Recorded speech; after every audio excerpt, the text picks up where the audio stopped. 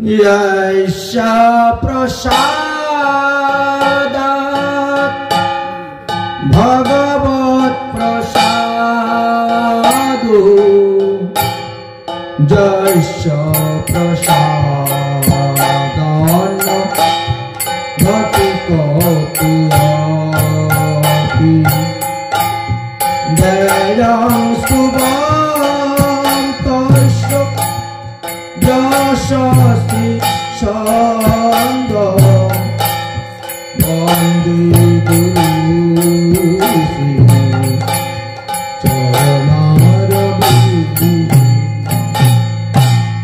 आजानो लम्बिता भुजो कनकावदातो संकीर्तनै कपितरो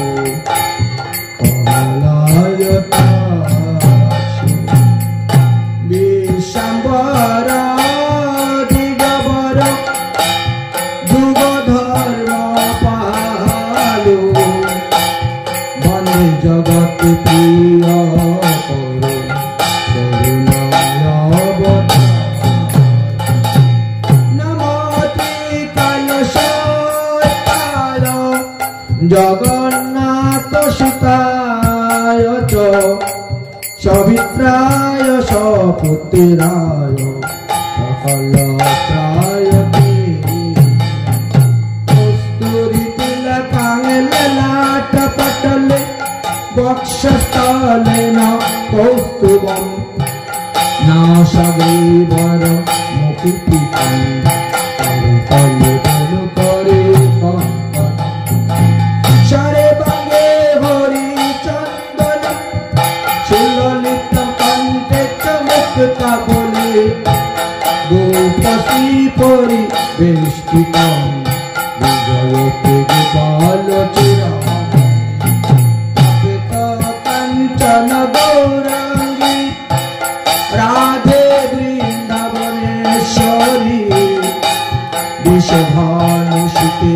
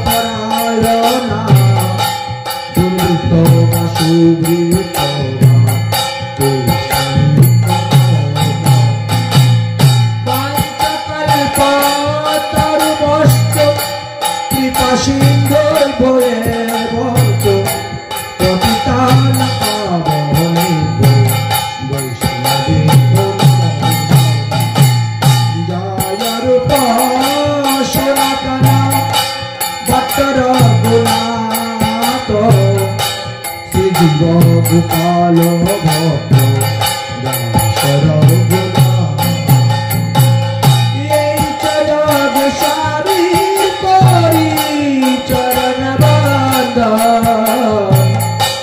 जावैते विघ्न नाशो अभिष्टपुर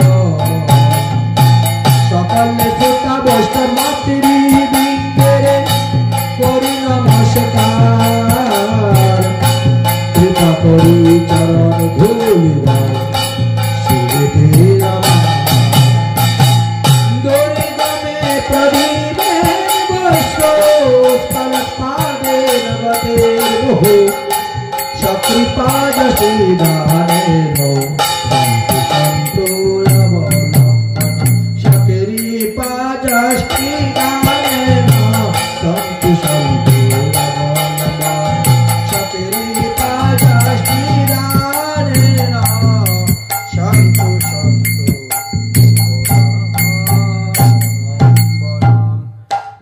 श्रीमद्भागवत महापुराण की श्री कृष्ण देवपायन व्यास जी की श्री शुक मुनि की श्री सुत मुनि की परीक्षित महाराज की सनकादि ऋषिवृंद की उपस्थित भक्तवृंद की उपस्थित मातृवृंद की निमिषारण्य क्षत्रों की एकादशी महारानी की विजया एकादशी की फाल्गुनी कृष्ण पक्ष एकादशी की हरिनाम संकीर्तन की भागवत सप्ताह ज्ञान यज्ञ की सप्ताह यज्ञ द्वितीय दिवस की जय जय श्री राधे श्याम जय जय श्री राधे श्याम जय जय श्री राधे श्याम। परमहंस शिरोमणि सुखदेव गोस्वामी पाद आसन्न मृत्युग्रस्त महाराज परीक्षितेर सभाते गिये যেভাবে শ্রীমদ্ ভাগবত সপ্তাহ জ্ঞান যজ্ঞের প্রবচন করেছিলেন, আজ তাহার দ্বিতীয় দিবস। গতকালকে আমরা ভগবানের বরাহ অবতার, হিরণ্যকশ্যবধ, পৃথিবী উদ্ধার এই পর্যন্ত আমরা আস্বাদন করেছিলাম। আজ তাহার পরবর্তী বিষয় আমরা আস্বাদন করিব। শৌনক ঋষি সুতমুনিকে জিজ্ঞাসা করলেন, হে সুতমুনি, মহিং প্রতিষ্ঠা আদ্যাংসং সৌতে সায়ং ভবো মনো কন্নাম্বরতিষ্ঠোদরানি মার্গায়া পর জন্মনাম ক্ষিপ্তা মহাভাগবত কৃষ্ণে সৈকান্তিকাসুরী। শৌনক মুনি বললেন, হে সুত, পৃথিবীকে আশ্রয় রূপে লাভ করার পর স্বয়ংভূ মনো তিনি কিভাবে প্রজা সৃষ্টি করেছিলেন তদ্বিষয়ে আমাদেরকে বলুন। দ্বিতীয় প্রশ্ন হল, মহাত্মা বিদুর ভগবান শ্রীকৃষ্ণের একান্ত সুহৃদ ছিলেন, আত্মীয় ছিলেন। তাই তিনি তিনার জ্যেষ্ঠ ভ্রাতা ধৃতরাষ্ট্রকে উদ্ধার করে পর তিনি যখন মৈত্রী ঋষির নিকটে গিয়েছিলেন এবং মৈত্রী ঋষির নিকটে গিয়ে কি কি প্রশ্ন করেছিলেন তাও আপনি কৃপা করে আমাদেরকে বলবেন। যেহেতু এই বিদুর মহাশয় ভগবান ব্যাসদেবের ঔরসজাত সন্তান, অতএব ভগবান ব্যাসের গুণ তার মধ্যেই বর্ধিত হইয়াছে। তিনি যখন কুশাবর্ত ক্ষেত্র অর্থাৎ হরিদ্বারে উপনীত হয়েছিলেন, পরম তত্ত্ব জ্ঞানী মৈত্রী ঋষির নিকটে ভাগবত কথা শ্রবণ করতে গিয়ে যাহা যাহা প্রশ্ন করেছিলেন, আপনি কৃপা করে সেই সমস্ত কিছু আমাদের নিকটে বর্ণন করুন। সুতমুনি তখন বললেন যে ঠিক আছে, আমি তোমাকে ক্রম অনুসারে সব কথাই বলবো। আচ্ছা, গতকালকে আমাদের একটা প্রশ্ন রয়ে গিয়েছিল, আমরা যে আসনের মধ্যে বসে পাঠ করি এই আসনের নাম ব্যাসাসন কে দিয়েছিলেন? ব্যাসদেব ভাগবত রচনা করেছেন, কিন্তু তিনি তো কোথায় কোনো আসনে বসে পাঠ করেছেন বলে কোনো শাস্ত্রে জানা যায় না। তো তিনি যদি আসনে বসে পাঠ নাই বা করেন, তাহলে এই আসনের নাম ব্যাসাসন হলো কেন? এটা একটা প্রশ্ন আসে। এই আসনকে ব্যাসদেবের মর্যাদা দেওয়া হয়েছে। ব্যাস রূপে আসনকে পূজা করা হয়। ব্যাসায় বিষ্ণু রূপায় ব্যাস রূপায় বিষ্ণুবে নমো বৈ ব্রহ্মণ্য নিধায় বৈশিষ্ট্যায় নমো নমঃ। এইভাবে পুজো করা হয় তাকে। প্রপুঞ্জনম এতত সৌমং সমুখম চয়হাসনম অনয়া পূজয়া ভগবান ব্যাসম প্রীতয়া তাং নং মমঃ। এতৎ সচন্দন পুষ্পাঞ্জলি ওম নমো ভগবতে ব্যাসায় নমঃ। তাহলে এই আসনকে আমরা ব্যাস আসন বলে এই আসনকে পূজা করি। কিন্তু এই আসনে বসে ব্যাসদেব কখনো পাঠ করেন নাই। এই আসনে বসে তো সুখদেব গোস্বামী পাঠ করেছেন। তাহলে তো এই আসনের নাম সুখাসন হওয়া উচিত ছিল, সুখাসন হওয়া উচিত ছিল। আগে চন্দনটা নেন, সবকিছু কেন নিচ্ছেন? আপনাদের দেশের রীতিনীতি আলাদা, আমাদের দেশের রীতিনীতি আলাদা। আমি দেখতেছি আরতির সময় সবাই ধূপ দ্বীপ একসঙ্গে নিয়ে করে আরতি, তো রীতিনীতিগুলো আলাদা বোঝা যাচ্ছে। দেশাচার একটা আছে না, সেই দেশাচারটা আপনাদের মধ্যে রয়ে গেছে। আমাদের দেশে গৌরাঙ্গ মহাপ্রভু আসছেন না, সেই জন্য আমাদের নিয়মটা একটু আলাদা। সেটি মালাটা উঠিয়ে দাও, সেটি মালাটা আছে। ঠিক আছে, এই বড় মালাটা এইটি দিয়ে দাও, ছোটটাই ভালো, বড়টা হলে পায়ে পড়ে যাবে। মালা এমন ভাবে দিতে হবে বক্ষে, মালা বক্ষে থাকতে হবে, বুঝেছেন? না বললাম ছোটটাই ভালো। এই দেখেন, এইটা ঠিক আছে।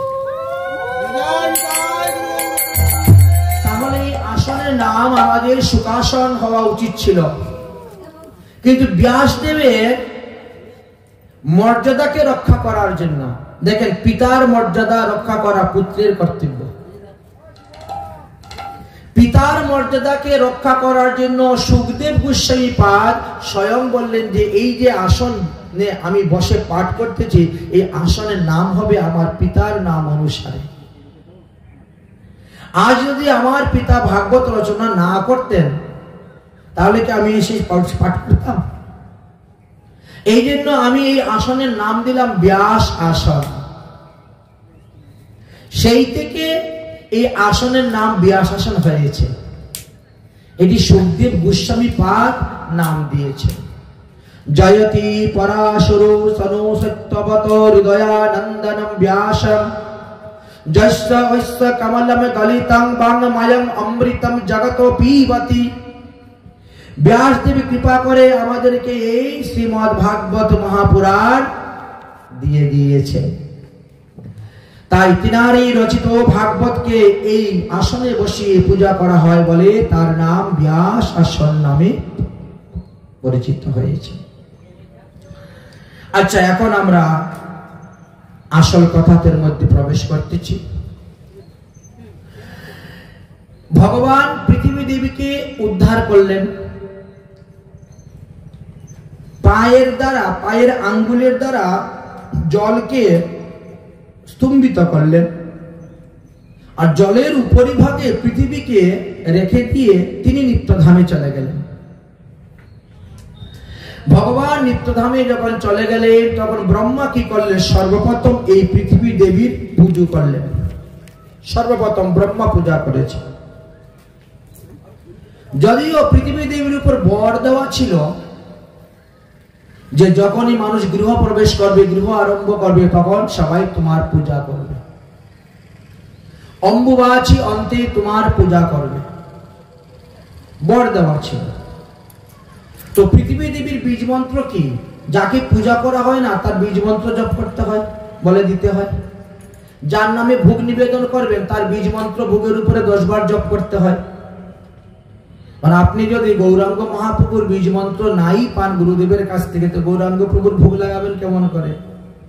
কৃষ্ণ মন্ত্র বলে যার নামে ভোগ লাগাবেন তার বীজ মন্ত্র ভোগের উপর 10 বার জপ করতে হয়। তো পৃথিবী দেবীর পূজা করবেন। পৃথিবী দেবীর বীজ মন্ত্র কি? রিং শ্রীং ক্লিং বসুন্ধরায় স্বাহা। আমাদের দীক্ষা পদ্ধতি গ্রন্থেতে লেখা আছে, যদি কোনো মন্ত্রের আগে ক্লিং শব্দ না থাকে, যদি কোনো মন্ত্রের শেষে স্বা শব্দ না থাকে, যদি মন্ত্রের মধ্যে চতুর্থান্ত পদ না থাকে, যদি মন্ত্রের মধ্যে সরলিস্য না থাকে, তাহলে সেই মন্ত্রকে কখনো দীক্ষা মন্ত্র বলে গ্রহণ করা হয় না। এটা দীক্ষা মন্ত্রের মধ্যে পড়েই না। অতএব এই 4টি যদি কারো মন্ত্রের মধ্যে নাই মনে করেন, তাহলে মনে করেন যে আপনার ভুয়া দীক্ষা হয়েছে, প্রকৃত দীক্ষাই হয় নাই। পৃথিবী দেবীকে পূজা করার পরে দুই হাত জোর করে পৃথিবীর কাছে বললেন যে হে পৃথিবী দেবী, তুমি আমাকে ভূমি প্রদান করো, আমি তোমার উপরে বৃক্ষ লতা গ্রাম নগর থানা শহর তৈরি করব, জনসমূহ তৈরি করব, ধান্য আদি শস্যাদি ক্ষেত্র তৈরি করব, নদী নালা খাল বিল পুকুর সরোবর তৈরি করব, পাহাড় পর্বত তৈরি করব, সমুদ্র তৈরি করব, তুমি আমাকে ভূমিদান করো। পৃথিবী দেবী তখন ভূমিদান করলেন। আচ্ছা, পৃথিবী দেবীর কতটা নাম আছে জানেন? পৃথিবীকে দেবীকে শাস্ত্রে 14টা নামে উল্লেখ করে গিয়েছে। প্রথমে আমরা ভূমি শব্দের দ্বারা জানতে পারি। কেন তাকে ভূমি শব্দ বলা হয়েছে? বলে যাহাতে জনসমূহের ভুবন তৈরি হয়, তাই তিনি ভূমি। আচ্ছা, পৃথিবীর আরেকটি নাম হলো বসুন্ধরা বা বসুধা। কেন তিনার এই নাম হয়েছে? তিনি ধন রত্ন খনিজ পদার্থ দেন বলে তাকে বসুন্ধরা বা বসুধা বলা হয়েছে। পৃথিবী দেবীর আরেকটি নাম হয়েছে উর্বী। আচ্ছা, কেন তিনার নাম উর্বী হলো? তিনি বিরাট পুরুষের উরুদেশ হইতে জন্ম হয়েছিলেন, তাই পৃথিবীর আরেকটি নাম হলো উর্বী। আমরা এই পৃথিবী দেবীকে ধরা ধরিত্রী ধরিণী বলেও ডাকি। কেন তিনার নাম হয়েছে? তিনি জগতের সকল পদার্থকে ধারণ করে আছেন বলে তাকে কেউ ধরা, কেউ ধরণী, কেউ ধরিত্রী বলিয়া ডাকে তাকে। এই পৃথিবী দেবীর আরেকটি নাম হলো ইজ্জা। কেন তাকে ইজ্জা বলা হয়? তিনি নানাবিধ যাগ যজ্ঞের আধার বলিয়া তাকে ইজ্জা বলা হয়েছে। এই পৃথিবী দেবীর আরেকটি নাম হলো খৌনি, কারণ খণ্ড প্রলয়ের সময় তিনি ক্ষীণতা প্রাপ্ত হয়ে যান, তাই তাকে খৌনি বলা হয়।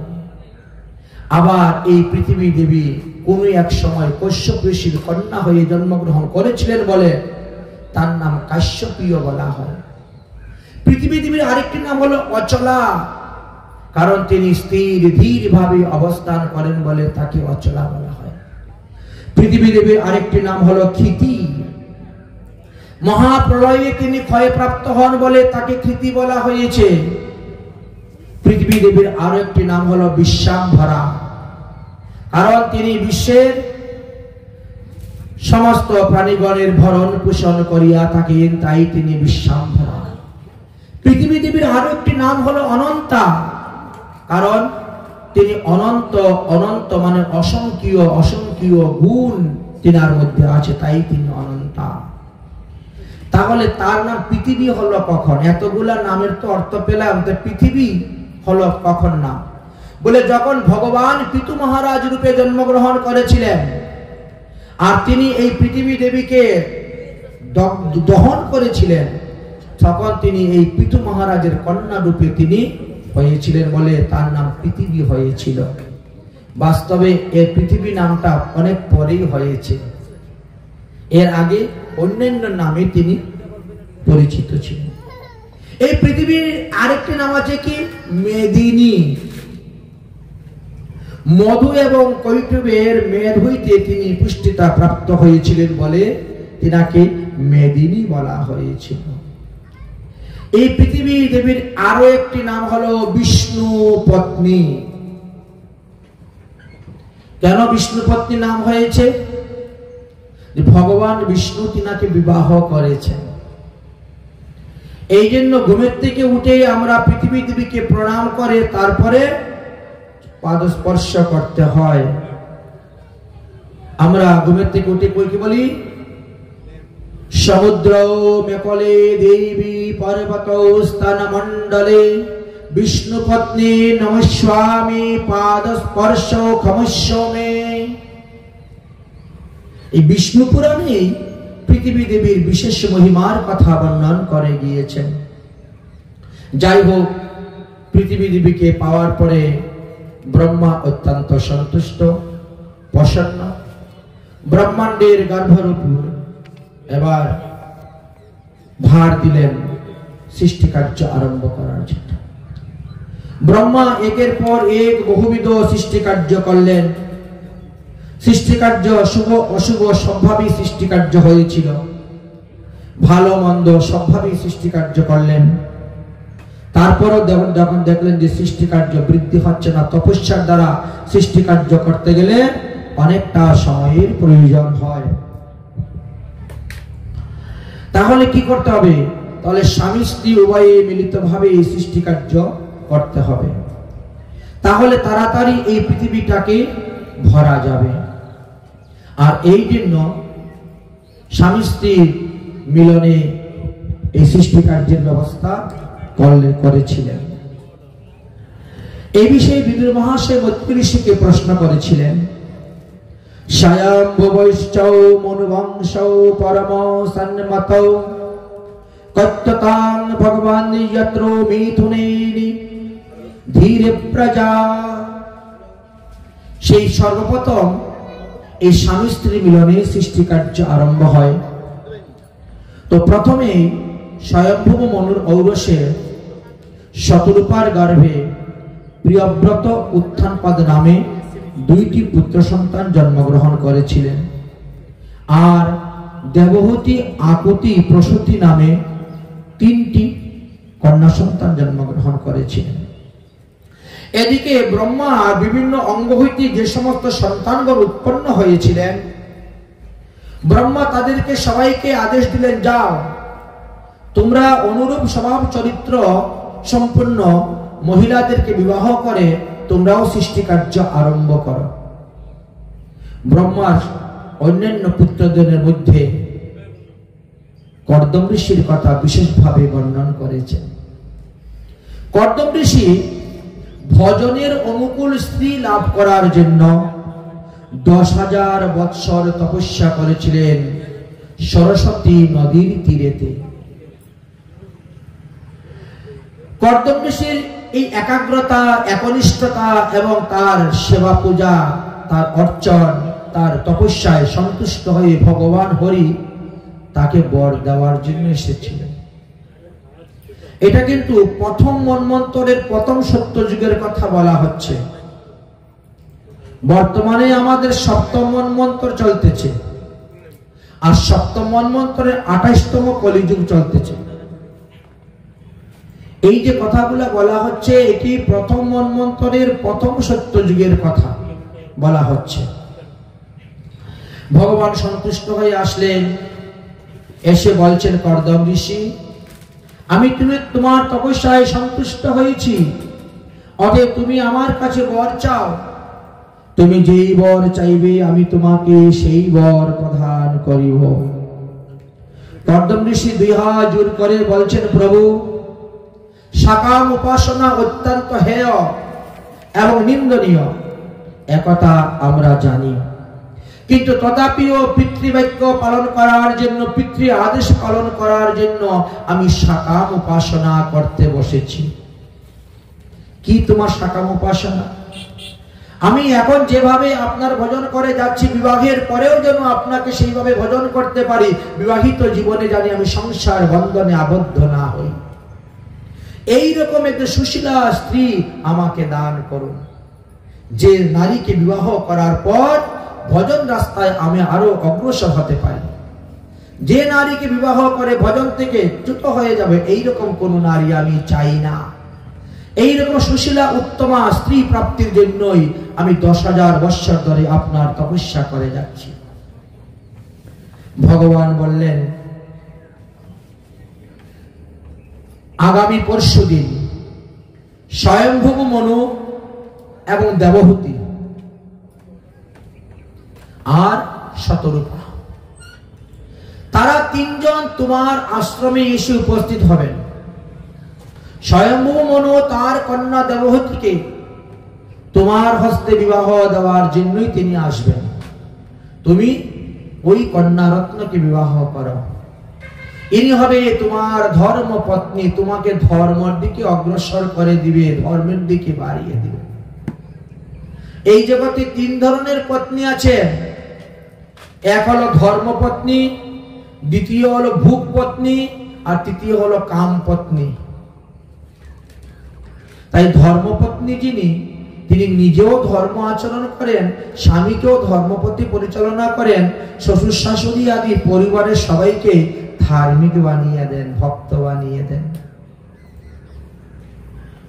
ঠিক আছে প্রভু। ভগবান বললেন, তোমার তপস্যায় আমি সন্তুষ্ট হয়েছি, তাই আমি তোমারই পুত্র রূপে এসে জন্মগ্রহণ করব। তুমি আমার নাম রাখবে ভগবান কপিল দেব। এই কথা বলে ভগবান শ্রীহরি সেখান থেকে অন্তর্ধান হয়ে চলে গেলেন।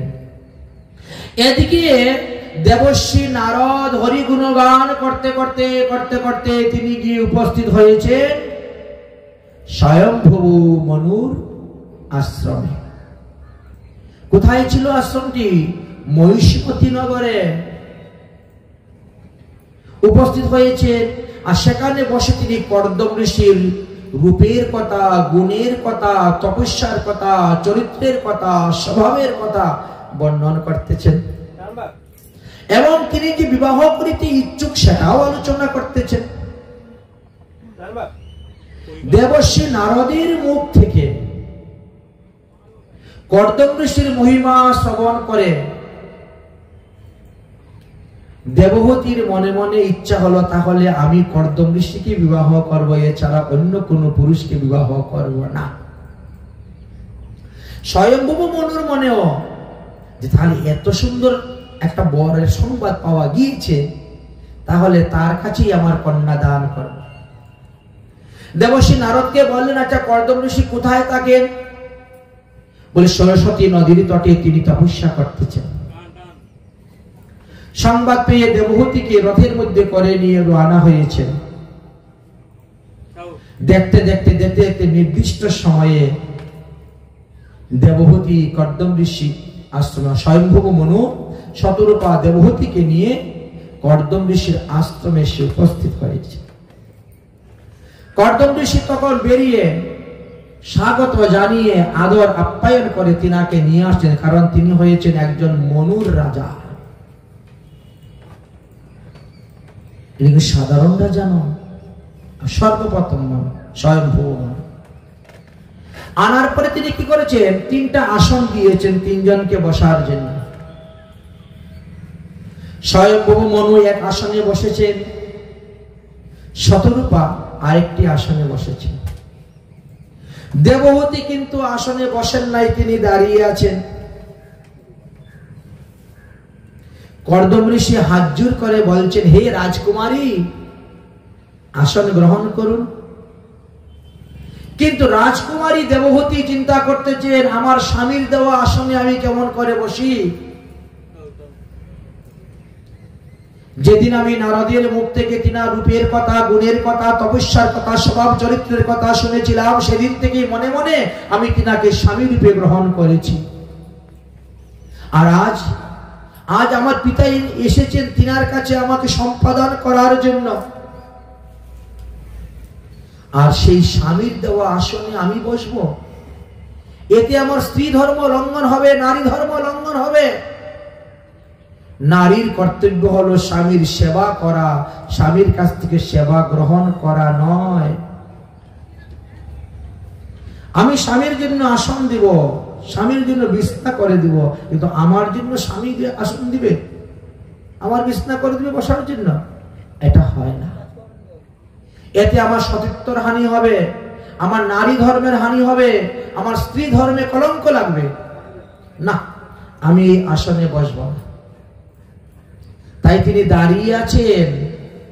স্বয়ম্ভু আর কর্দম ঋষির মধ্যে কথাবার্তা হচ্ছে, সেইগুলা শ্রবণ করতেছেন আর দাঁড়িয়ে আছেন। কর্দম ঋষি মধ্যে মধ্যে বলেন, কি হলো রাজকুমারী? আরে বসুন না, আসন গ্রহণ করুন। রাজকুমারী চিন্তা করলেন, এখন তো মহা মুশকিলে পড়েছি। ঋষি বারবার আমাকে বলতেছেন বসার জন্য। শাস্ত্রে তো এও বলে গিয়েছে, যদি কেউ আপনাকে আদর করে আসন দেয় বসার জন্য, আর আপনি যদি তার আসনে না বসেন, তার মানে তাকে আপনি অপমান করলেন। তাই যদি কেউ আপনাকে আসন দেয় বসার জন্য, 1 মিনিটের জন্য হলো বসবেন, না হলে তাকে অপমান করা হয়। দেবহূতির মাথার মধ্যে এখন উভয় সংকট পড়ে গেছে। আমি যদি আসনে বসি, তাহলে আমার স্ত্রী ধর্ম নষ্ট হবে, আর যদি আমি আসনে না বসি তাহলে ঋষিকে অপমান করা হবে। আচ্ছা, একসঙ্গে দুটা। এখন তিনি কি করবেন উপায় তিনি নিজেই ভেবে পাচ্ছেন না। হঠাৎ করে তিনার মনে হয়েছে যে আমি তো নারী, নারীদের দক্ষিণ হস্ত হলো স্বামীর হাত, আর বাম হস্তটা হলো তার নিজের হাত। এই জন্য বিবাহের আগ পর্যন্ত কেউ যদি যায় কোনো মন্দিরে, দেখবেন তার ডাইন হাতের মধ্যেই কালাবা বাঁধা হয়, সুতা, লাল সুতা। তার বাম হাতে কেউ বাঁধবে না। আর যখন বিয়ে হয়ে যাবে, বিয়ের পরে গিয়ে তাকে বাম হাতে বাঁধবে। বুঝেছেন? এই হলো নিয়ম। তো এই জন্য তিনি কি করলেন, ডাইন হাতটাকে তিনি কি করলেন, প্রথমে তিনি আসনটাকে প্রণাম করলেন। যদি কেউ আপনাকে বসার জন্য আসন দেয়, আপনি প্রথমে আসনটাকে প্রণাম করবেন, তারপরে আসনে বসবেন। কিন্তু উনি প্রথমে আসনটাকে প্রণাম করে ডাইন হাতটা আসনের মধ্যে দিয়ে মাটির মধ্যে বসে গিয়েছেন। কর্দম ঋষি দেখলেন, ওরে বাবা, এত বিরাট পুণ্যমতী বুদ্ধিমতী, আমাকে আমার আসনে বসিয়ে মাটিতে বসলো। স্বামীকে, স্বামীর হাত না, তাই বসিয়ে দিয়েছেন। বুঝতে পারলেন যে ভগবান শ্রীহরি যা বলেছেন তাই ঠিকই বলেছেন। এই মেয়েকে বিবাহ করলে কোনদিন আমি সংসার বদ্ধে বন্দী হব না। এ আমাকে পারবে হরিভজন করাতে, এ পারবে আমাকে মুক্তি করতে, মুক্তিদান দিতে। তবুও ভাব প্রকাশ না করে নাটক করতেছেন, অভিনয়। দুই হাত জোর করে কর্দম ঋষি বলছেন, হে ব্রহ্মার পুত্র স্বয়ংভুব মনু, কি বাসনা নিয়ে আপনি আমার এই গরিবের ক্ষুদ্র কুটিয়ায় এসেছেন? কৃপা করে বলুন, আমি আপনার কি সেবা করতে পারি? স্বয়ংভুব মনু বলছেন, দেবশ্রী নারদের মুখে তোমার কথা শুনেছি, তুমি নাকি বিবাহ করতে চাও। আজ্ঞে হ্যাঁ। তাহলে আমার এই মেয়ে দেবহূতিকে তুমি পানি গ্রহণ করো। তিনি বলেন, ঠিক আছে, আমি আপনার মেয়েকে বিবাহ করতে পারবো, কিন্তু আমার একটা শর্ত আছে। সবাই তো বিয়ের আগে একটু শর্ত করে না? এখনকার দিনে শর্ত তো হলো টিভি দিতে হবে, ফ্রিজ দিতে হবে, 5 ভরি সোনা দিতে হবে, 5 লাখ টাকা দিতে হবে, এইগুলো না এখনকার শর্ত। আর তিনি কি শর্ত চেয়েছিলেন? তিনি বলছিলেন যে দেখেন, আমি আপনার মেয়েকে বিবাহ করতে পারবো, কিন্তু আমার একটা শর্ত আছে। আরে বাবা, শর্তটা কি বলো? শর্ত হলো, আপনার মেয়ের গর্ভে আমার ঔরসে একটি মাত্র সন্তান হলে পরে আমি আপনার মেয়েকে ত্যাগ করে হরিভজন করার জন্য গঙ্গাসাগরে চলে যাব। সারা জীবন আমি আপনার মেয়ের ভাত কাপড়ের দায়িত্ব নিতে পারবো না, সারা জীবন আমি আপনার মেয়ের ভাত কাপড় দিতে পারবো না। যদি এই প্রস্তাবে রাজি হন তাহলে দেন বিয়ে। কথাটা শুনে মুখটা শুকিয়ে গেল। যে আশা, যে ভরসা নিয়ে আসছিলেন মেয়ে বিবাহ দিবেন, সব আশার মধ্যে জল ঢেলে দিয়েছে। এক কথা, মুখটা শুকিয়ে গিয়েছে, মলিন বদন হয়ে গিয়েছে। দেবহূতির মুখের দিকে তাকাচ্ছেন, ওরে মা, আমি কার কাছে এনেছি রে তোকে বিয়ে দেওয়ার জন্য? বিয়ের আগে এত বড় শর্ত। দেবহূতি বলছে, বাবা, আমার ওই রকম স্বামীরই দরকার। বলিস কি রে? হ্যাঁ বাবা, ওই সারা জীবন কেন আমি নকল স্বামীর সেবা করব? আমি আসল স্বামী, জগৎ স্বামী ভগবান শ্রীহরির সেবা করব। বিবাহর কারণ হয়েছে পিতৃঋণ থেকে মুক্তির জন্য। আমরা জন্মগ্রহণ করার সঙ্গে সঙ্গে আমাদের ঘাড়ের মধ্যে 3টা ঋণ পড়ে যায়। এক হলো দেবঋণ, এক হলো ঋষি ঋণ, আর এক হলো পিতৃঋণ। 3টা ঋণ পড়ে। তো 3 ঋণেতে ঋণগ্রস্ত হই। বিবাহ করে যদি আমরা পুত্র উৎপাদন করতে পারি, সন্তান উৎপাদন করতে পারি, তাহলে আমরা পিতৃঋণ থেকে মুক্ত, কারণ তাদের মুখেও জল, পিণ্ডিদান, তর্পণের একটা ব্যবস্থা করে দিয়েছি। এই জন্য বিবাহ। তাই বলে যে আমি এই নকল স্বামীকে সারা জীবন সেবা করে যাব, তা আমার দ্বারা হবে না। আমি আসল স্বামী, জগৎ স্বামী ভগবান শ্রীকৃষ্ণের সেবা করব। আমার এইরকম স্বামীরই দরকার। একটা সন্তান হলো, আমি পিতৃঋণ থেকে মুক্ত হয়ে গেলাম, বাস। স্বয়ংভূ মনু দেখলেন তারা যখন উভয়ই রাজি, তাহলে তো আমার এখানে আর ঝামেলা করার দরকার নেই। দিয়ে দিলেন বিবাহ। বিবাহ কার্য সম্পূর্ণ হলো, আর বিবাহ দিয়ে তিনি চলে গেলেন তিনার ব্রহ্মবৈত্য দেশ। স্বয়ংভূ মনু রাজধানী বৈষ্মতী নগরী ছিল, যেখান থেকে কাশ এবং কুশের উৎপত্তি হয়েছিল। এই যে কুশাসন বলি আমরা, এই কুশ অতি পবিত্র বস্তু। আমরা গতকালকে আলোচনা করেছি না ভগবানের বরাহ অবতার। ভগবানের বরাহ অবতার, ভগবান যখন জল থেকে উঠে লোম ঝাড়া দিয়েছেন, আর তিনার শরীর থেকে যেখানে গিয়ে পড়েছিল ওই জলবিন্দু লোম, সেখান থেকে কুশ এবং কাশের উৎপত্তি হয়েছে। এই জন্য কুশ কাশ্য অতি পবিত্র বস্তু। আমাদের সুরতি সংস্কারের মধ্যেই এগুলার প্রয়োজন হয়।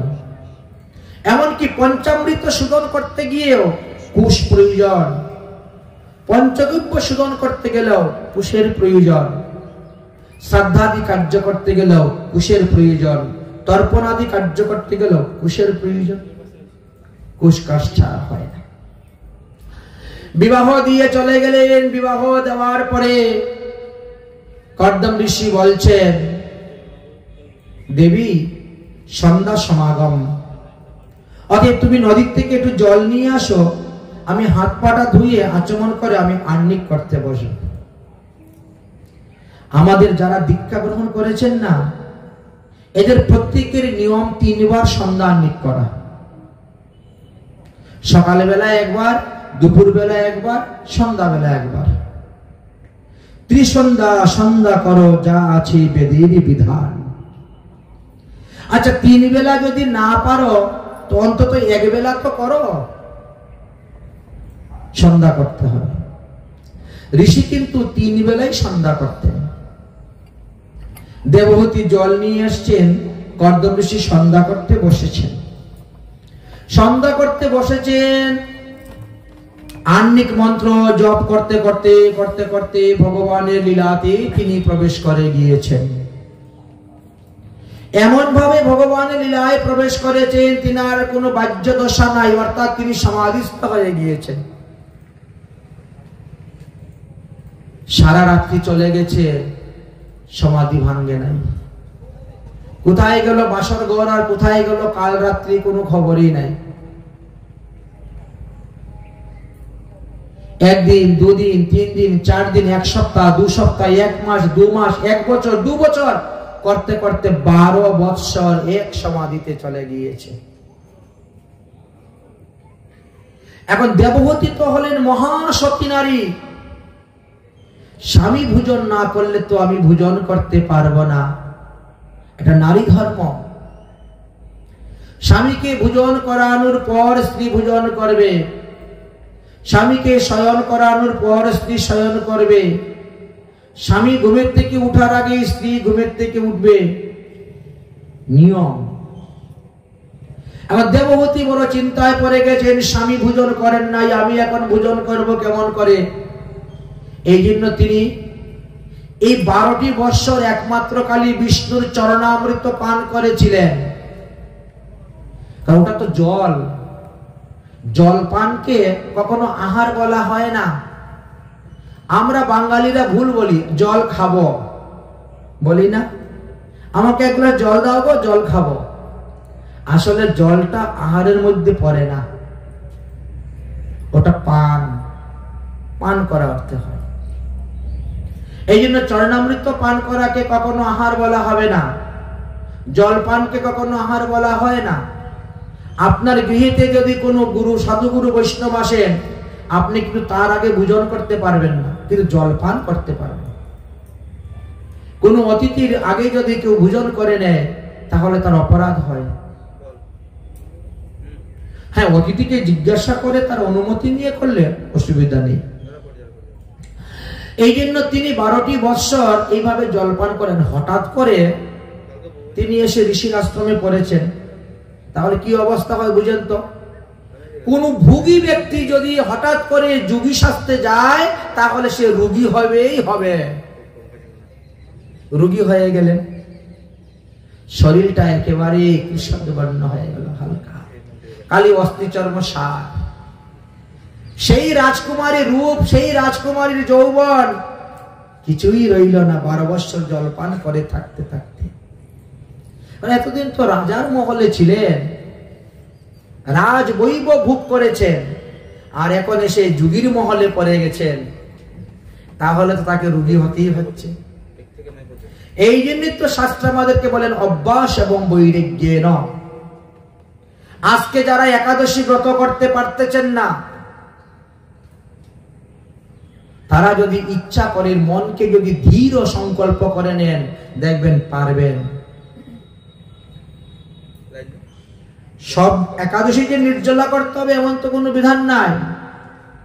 আপনার সমর্থ থাকলে আপনি নির্জলা করবেন, সমর্থ না থাকলে আপনি সজলা করুন। ফলমূল খেতে তো নিষেধ নাই, জল খেতে তো নিষেধ নাই, দুগ্ধ জাতীয় দ্রব্য খেতে তো নিষেধ নাই। আলু, কাঁচকলা, পেঁপে, সন্দুক লবণ, গুলমরিচ, গব্য, ঘৃত এইগুলা দিয়ে আপনি পান, এতে তো নিষেধ নেই। সাবু খেতেও নিষেধ নেই। এমনকি আমাদের ওদিকে বৃন্দাবনে কটু ফল পাওয়া যায়, সিংহারা ফল পাওয়া যায়, পানি ফল। এইগুলাকে চূর্ণ করলে পরে গমের আটার মতনই আটা তৈরি হয়ে যায়। এই জন্য একে বলা হয় কটু আটা, সিংহারা আটা। ওটা দিয়ে আপনি রুটি বানাতে পারবেন, লুচি বানাতে পারবেন, পকোড়ি বানাতে পারবেন আলু দিয়ে, আপনার ব্রত নষ্ট হবে না। কিন্তু ধান থেকে উৎপন্ন, গম থেকে উৎপন্ন, জব থেকে উৎপন্ন পঞ্চ রবি শস্যের অন্তর্ভুক্ত যে সমস্ত দ্রব্য, তাহা গ্রহণ করলে তো প্রত্যয় হবে, লোকসান হবে। মনটাই হলো আমাদের আসল। আমরা যদি মনকে একাগ্রস্ত করতে পারি তাহলে একাদশী মহারানীর কৃপা আমাদের উপর বর্ষিত হবে, আমাদের ক্ষুধাও লাগবে না, পিপাসাও লাগবে না। প্রতিটা তিথিরই তো এক একজন অধিষ্ঠাত্রী দেবতা আছেন। একাদশী তিথির অধিষ্ঠাত্রী দেবতা একাদশী মহারানী, আর তার ব্রত যখন আমি করব তখন তো তার কৃপা আমার উপর বর্ধিত হবেই হবে। মনটাকে একাগ্রস্ত করতে হবে।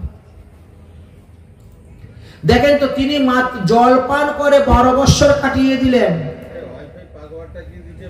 তার একাগ্রত্ব কি? তারই নারী ধর্ম, তার স্ত্রী ধর্ম, এই যে নিষ্ঠা। আমাদের ভজনের তো 64 প্রকার অঙ্গ আছে।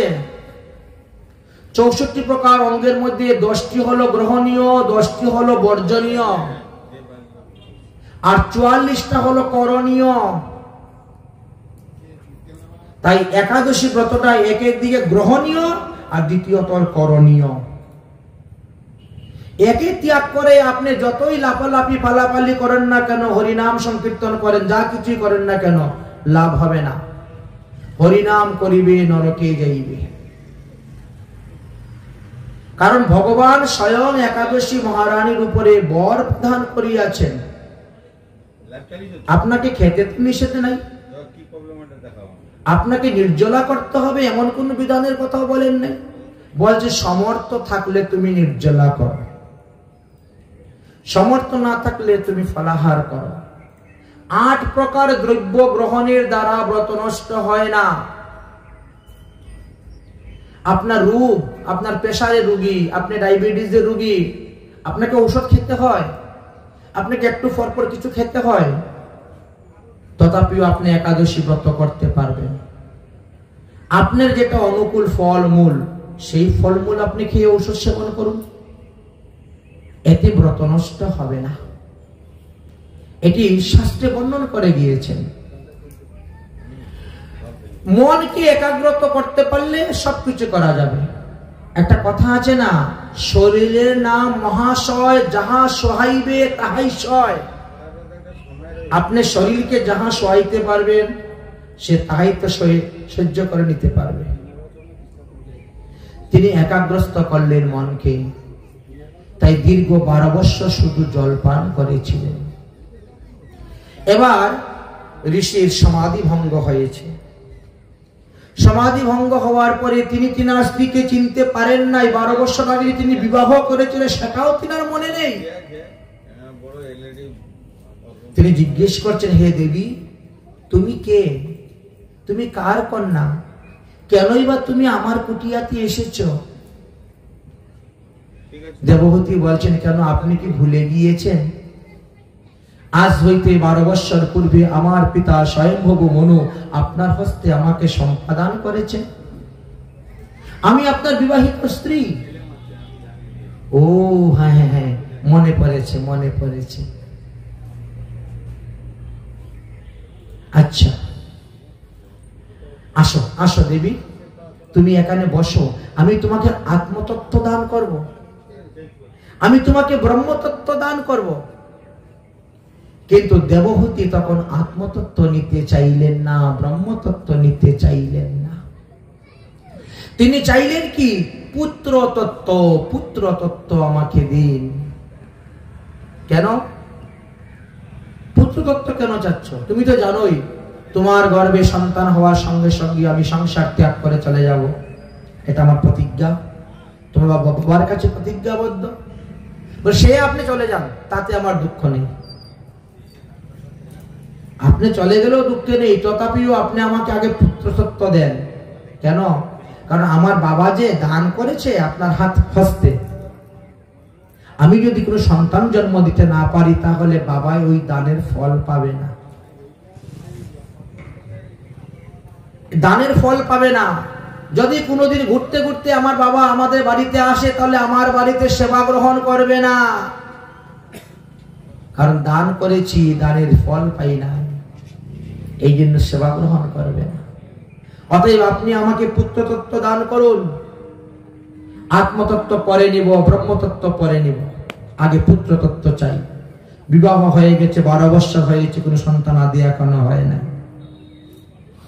আচ্ছা আচ্ছা, ঠিক আছে, ঠিক আছে দেবী, ওই দেখা যায় একটি সরোবর আছে, ওই সরোবরে গিয়ে তুমি স্নান করো। এই সরোবরের নাম কি? বিন্দু সরোবর। মহাদেব বিন্দু বিন্দু বিন্দু বিন্দু সর্বতীর্থের জল এনে এখানে রেখেছিলেন বলে এর নাম বিন্দু সরোবর হয়েছে। এই কুণ্ডটা স্বয়ং ভগবান বিষ্ণু সুদর্শন চক্রের দ্বারা তৈরি করেছিলেন। এ কোনো সাধারণ তীর্থ নয়। সারা বিশ্ব ব্রহ্মাণ্ডে, অনন্ত কোটি ব্রহ্মাণ্ডের সর্বতীর্থর জল এখানে বিরাজ করতেছে। যাও তুমি গিয়ে স্নান করে আসো। যখন দেবহূতি স্নান করতে গিয়েছেন, কর্দম ঋষি তিনার মন্ত্রের দ্বারা, তপস্যার দ্বারা তিনি একটা বিমান তৈরি করেছেন। আর ওই বিমানের মধ্যে 9টি তালা ছিল, 9টি ঘর ছিল। কোথায় বসবেন, কোথায় গল্প করবেন, কোথায় খাবেন, কোথায় শুবেন, কোথায় ঘুরবেন, এইরকম ভাবে ছিল। নিজের শরীরকে তিনি 9 ভাগে বিভক্ত করে 9 জন কর্দম ঋষি হয়ে 9 তালার মধ্যে বসে আছে। দেবহূতিকে ডাকতেছেন, আসো আসো দেবী আসো। দেবী স্নান করে ষোল সিংহারে সজ্জিত হয়ে তিনি আবার বিমানে গিয়ে উঠেছেন। এখন যেই ঘরে যান সেই ঘরেই গিয়ে দেখতে পারেন ঋষি, যেই ঘরে যান সেই ঘরেই দেখতে পারেন ঋষি।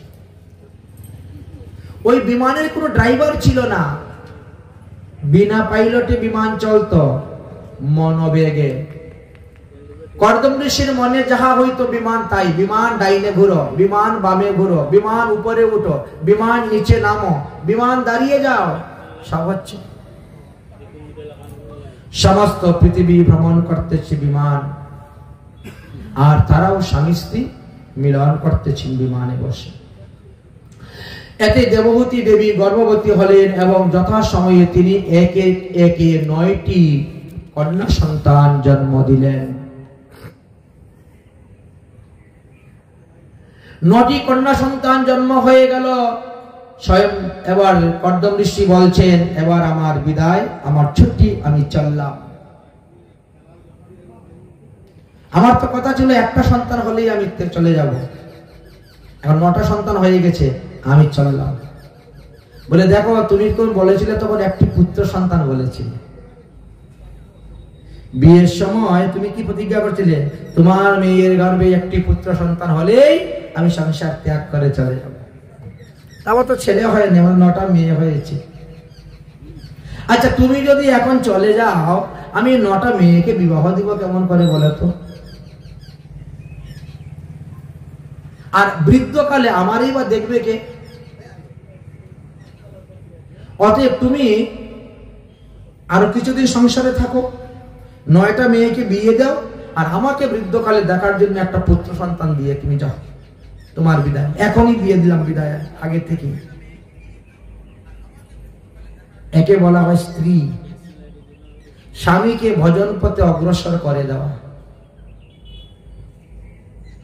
অগ্রসর করে দেওয়া, একে বলা হয় ধর্মপত্নী। আর যদি তাকে ভজন থেকে টেনে নিয়ে আসে, তাহলে সে হলো কামপত্নী, সে হলো ভোগপত্নী। এবার তিনি থাকলেন, কিছুদিন পরে তিনি আবার গর্ভবতী হলেন, আর সেই গর্ভেতে ভগবান আসলেন। এক অংশে ভগবান আসে, তিনি অবতীর্ণ হলেন। বলো কপিল ভগবান